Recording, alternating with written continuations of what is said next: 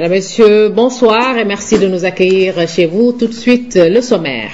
Le Premier ministre fera sa déclaration de politique générale au plus tard le 10 septembre prochain. C'est le président de l'Assemblée nationale qui a donné l'information.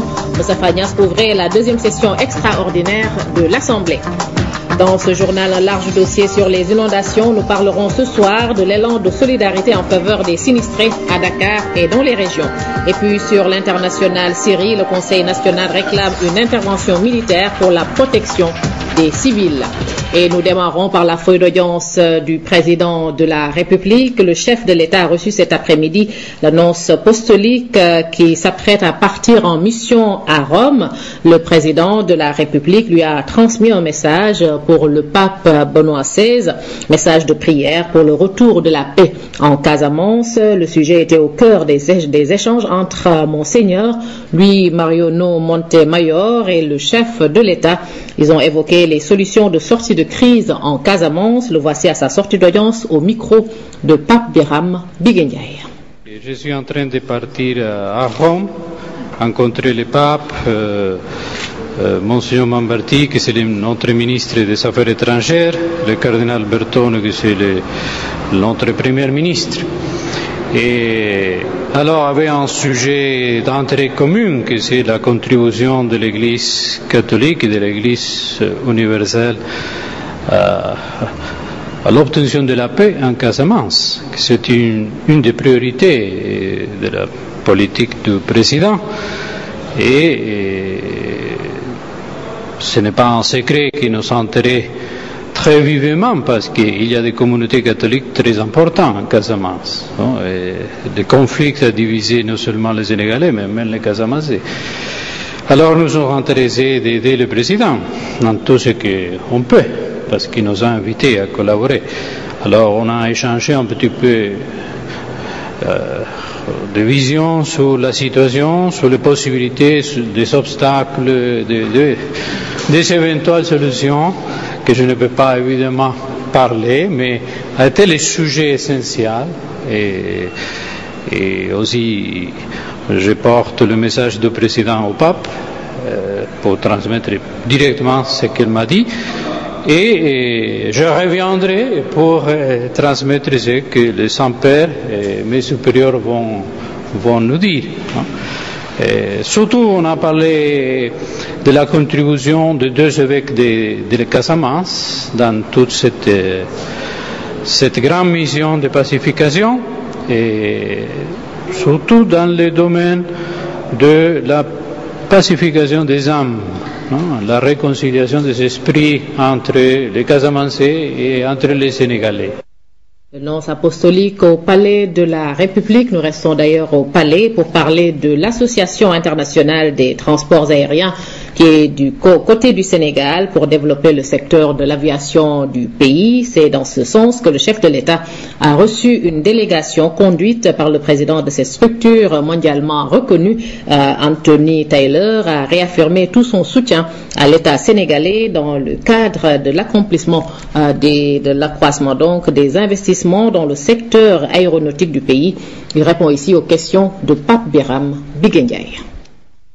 Interesting discussion about the potential of aviation to On a eu d'intenses moments d'échange. C'est avant tout une visite pour booster le secteur de l'aviation au Sénégal. Vous savez que cela constitue un poids économique certain pour atteindre le développement durable. Nous avons beaucoup échangé sur les axes d'intervention pour faire de l'aviation un moteur de croissance économique. Je suis très heureux d'être au Sénégal. Le Sénégal qui est affilié d'ailleurs à notre organisme depuis 25 ans. Nous allons tisser des liens de partenariat féconds avec le gouvernement sénégalais.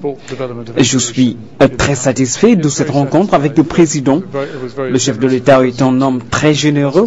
Ça a été un réel plaisir de discuter avec lui. Pour moi, c'était une belle opportunité. Un ménage, un mouton, c'est le slogan de la Tabaski 2012. Le conseil interministériel consacré à l'événement s'est tenu cet après-midi sous la présidence du Premier ministre Abdoul Mbaye. Les professionnels donc de l'élevage ont assuré le gouvernement que le marché national sera approvisionné en moutons de Tabaski. Voici le ministre de l'élevage au micro de Yorosar.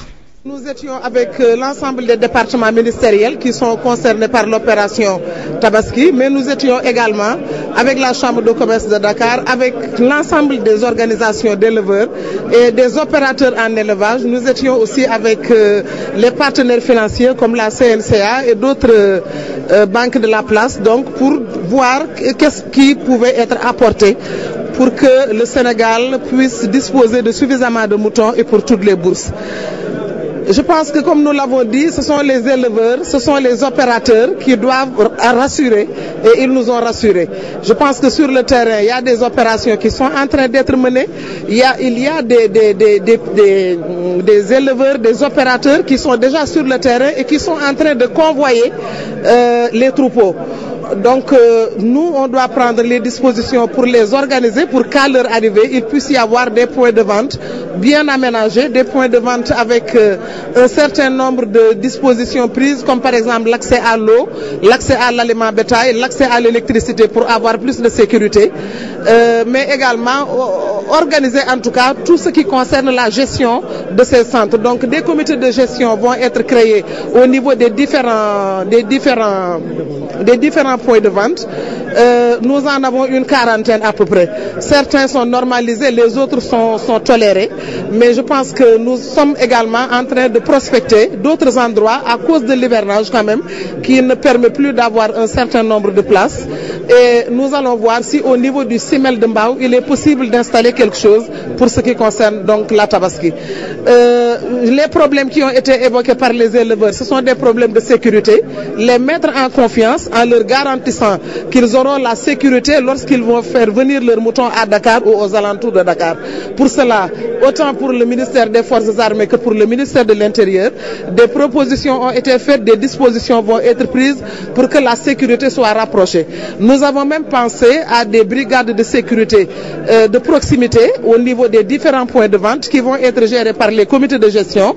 Peut-être que nous allons faire appel aux agences de surveillance, comment on les appelle, ou de gardiennage, donc pour pouvoir appuyer pour que la sécurité soit assurée. La déclaration de politique générale du Premier ministre va se faire au plus tard le 10 septembre prochain. L'annonce a été faite par le président de l'Assemblée nationale. Moustapha Niasse ouvrait la deuxième session extraordinaire de l'Assemblée nationale. Compte rendu d'Araba. Près de 130 députés pour l'ouverture de la deuxième session extraordinaire de l'Assemblée nationale. Session durant laquelle le chef du gouvernement va faire face aux parlementaires. Je voudrais indiquer que la présente session qui s'ouvre ce matin sera clôturée le 10 septembre, après la rencontre que nous allons avoir avec M. le Premier ministre du gouvernement. Autre nouveauté dans cette session, l'installation de Abdoulaye Baldé, le maire de Ziguinchor, remplace Pape Diop démissionnaire. Et du coup, Abdoulaye Baldé coupe court aux rumeurs. Oui, bien entendu, je pense que j'ai un grand respect pour les électeurs qui m'ont fait confiance et qui m'ont permis aujourd'hui d'être député. Le mandat de député était un mandat très noble. J'exerçais mon mandat avec beaucoup de simplicité, mais aussi avec beaucoup de responsabilité.